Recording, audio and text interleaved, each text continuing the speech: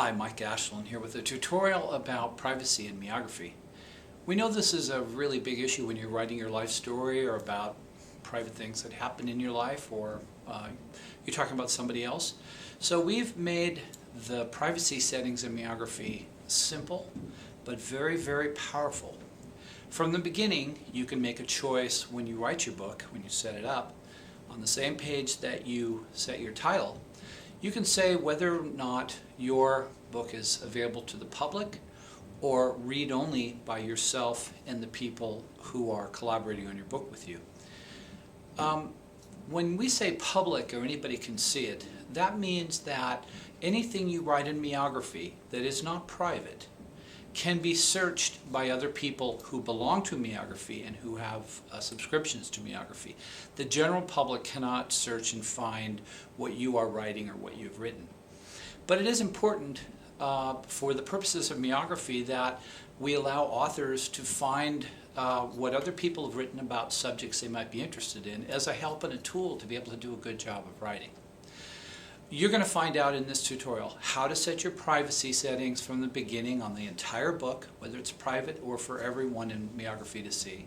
And also, each individual question that you answer has a series of 3 little buttons you can push that say it's public for anyone in meography to see, that only you and your collaborators can see, and you can also select totally private, which means only you can see it and the people who collaborate on your book with you cannot.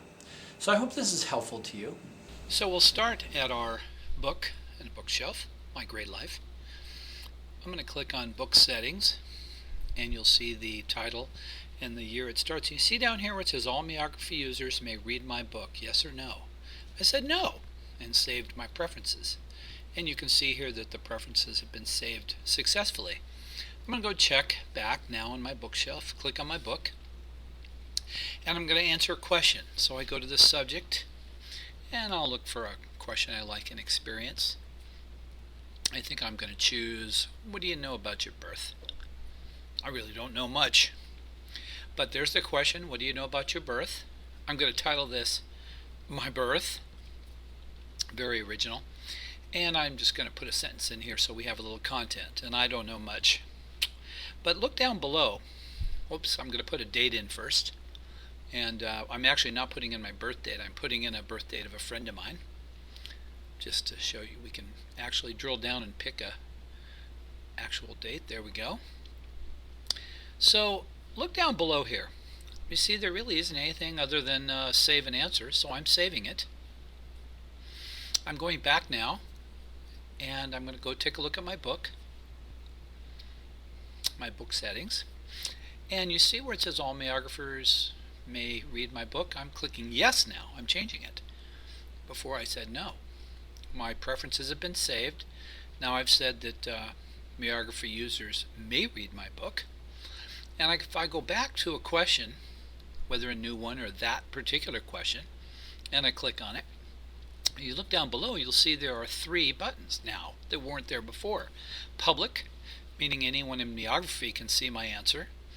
Myself and collaborators only, that's me and the people I've invited to help me write. And then there's private, which means nobody can see my answer at all, including collaborators. So I'm going to click on Save Answer, and I will have now taken control of the privacy of that entry. If I click back on my book, it takes me back to my bookshelf, and there's My Great Life. Well, I hope that what you just learned about privacy settings in meography makes you feel secure about being able to work in meography. We also want you to know that we don't sell or trade or pass along any of your private information like email addresses and things like that. So we want you to feel secure and happy, and also we want to welcome you to the meography family.